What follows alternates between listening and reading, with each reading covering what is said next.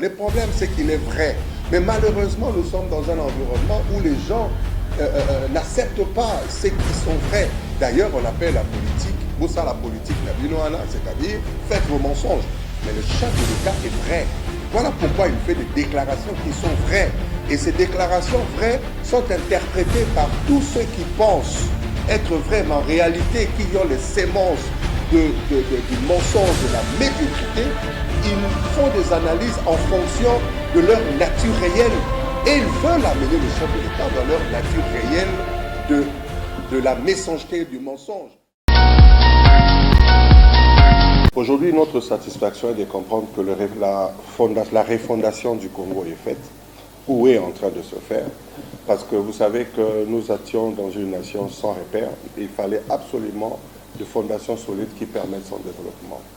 Et sur le plan politique, le chef de l'État l'a promis dès l'accession de son pouvoir, lui devait déboulonner le système. Et quelques années plus tard, nous avons vu que le système a été complètement déboulonné pour lui permettre de faire le travail qu'il fallait. Mais pour créer le développement de sa population, il lui fallait des moyens. Il a dit qu'il allait créer le cadre qui lui permet d'avoir des revenus, des recettes consistantes.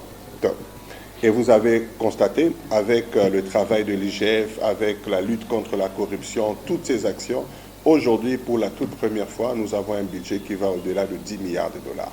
C'est justement ces 10 milliards de dollars qui lui donnent la capacité, la possibilité de s'occuper du secteur le plus efficace, le plus important qui concerne le social de la population.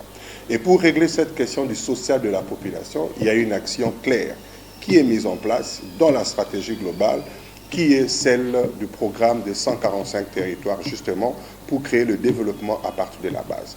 Donc, avec les moyens qui sont mis en place, avec une stratégie bien claire pour le développement au niveau de la base, avec les 145 territoires, vous comprenez qu'aujourd'hui, la situation est sous contrôle pour que les 2 années qui restent, ce soit des actions concrètes qui permettent le développement de la personne congolaise d'une manière générale. Il y a eu la question de l'insécurité.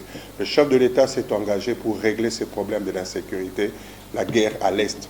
Et il y a un état de siège et nous sommes tous conscients de l'évolution positive de cet état de siège qui, dans les temps qui viennent, absolument, cette question d'insécurité va se vider et nos amis qui sont à l'Est vont être dans la joie de retrouver la paix durable.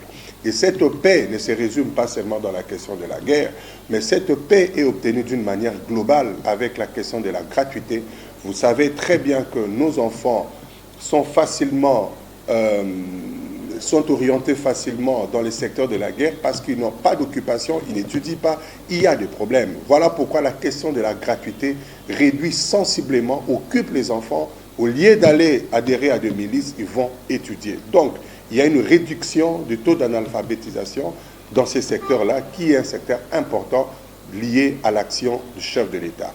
Il y a également l'encadrement de jeunes pour qu'ils soient en mesure de travailler, c'est-à-dire INPP et autres sont installés dans ces secteurs où il y a l'insécurité pour que les jeunes gens apprennent le travail. Vous comprenez que la question sécuritaire a été traitée d'une manière globale avec les Kuluna Kinshasa qui sont orientés dans les centres de formation spécifiques qui le rendent utile dans la société et ils sont même dans le secteur de la production. Donc aujourd'hui, d'une manière globale, nous pouvons nous dire que les fondements ont été posés, la maîtrise de la situation est faite, le schéma est tracé, les moyens sont disponibilisés et maintenant nous allons aller vers la ligne droite qui permet le développement des uns et des autres. Voilà d'une manière générale le bilan que nous pouvons faire.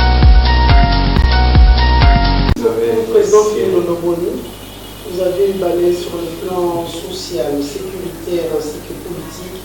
3 ans après, est-ce que nous pouvons avoir les bilans sur le plan diplomatique ainsi que l'avancement des travaux lancés par le chef de l'État? Premièrement, quelle était l'image de la RDC avec Fachi à l'extérieur du pays? Quelles sont les avancées significatives enregistrées par Fachi du point de vue diplomatique, parlant de diplomatie? Et puis si nous pouvons aussi parler sur les travaux lancés, s'il y a moyen de nous résumer en quelques lignes sur les projets 100 jours ou les réalisations, on ne sait pas, ça a été réalisé ou pas, par rapport aussi au projet Chili Géno, ainsi que les... En tout cas, merci beaucoup pour cette question, surtout dans la dimension diplomatique. Aujourd'hui, sur le plan diplomatique, le chef de l'État a fait un grand travail. C'est ce qui justifie les différents mouvements, les différents déplacements à travers le monde. Aujourd'hui, le succès diplomatique lui a donné d'abord, en tant que personne, à obtenir cette responsabilité de président de l'Union européenne. Le Congo a été vendu au travers le monde comme un pays solution, non pas un pays à problème, non pas un pays qui va seulement demander, mais un pays qui apporte des solutions aux problèmes du monde, et que ces pays-là qui traitent avec d'autres États, avec responsabilité, et aujourd'hui, nous sommes correctement positionnés.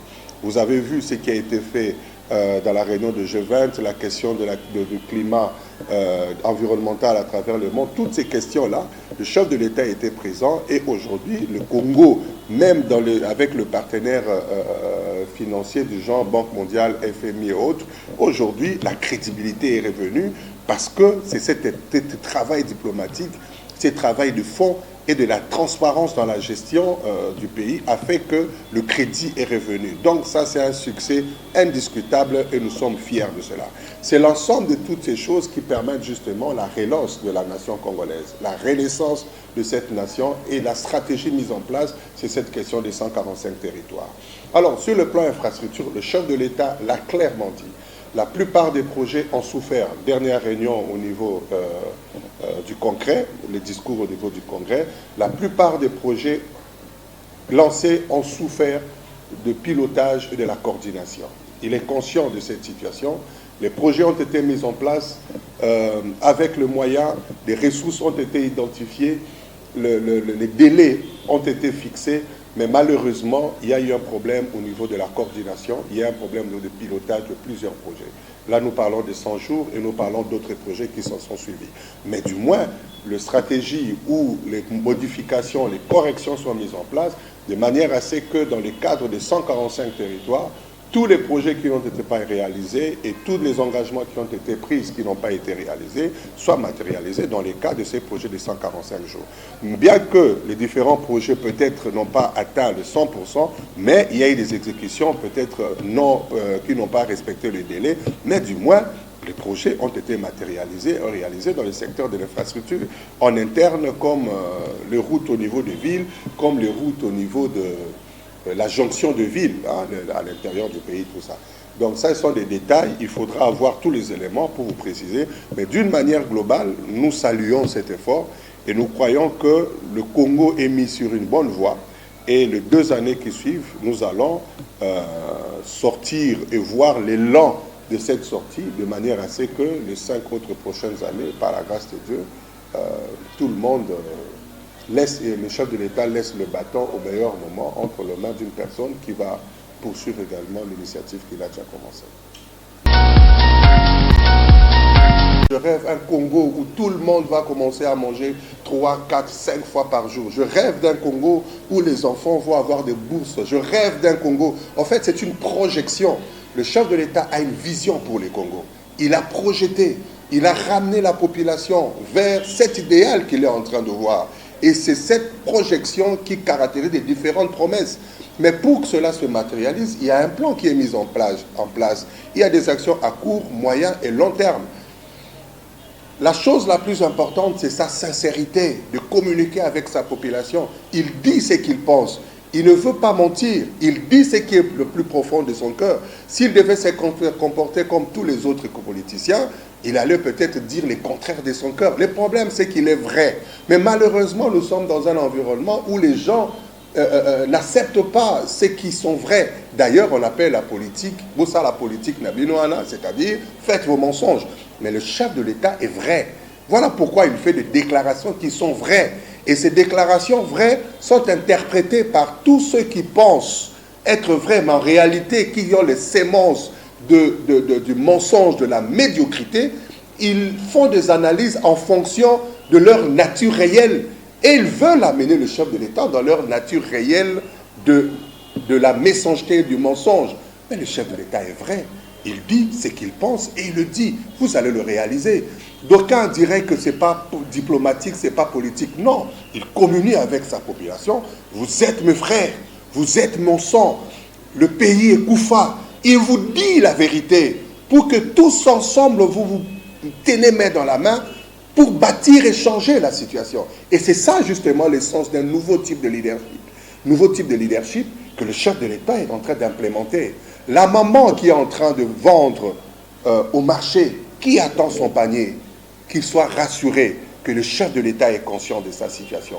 Voilà pourquoi il a mis en place une politique du développement à partir de la base. Parce que c'est à partir de la base que cette maman-là s'est rendant compte que son problème a été pris en compte.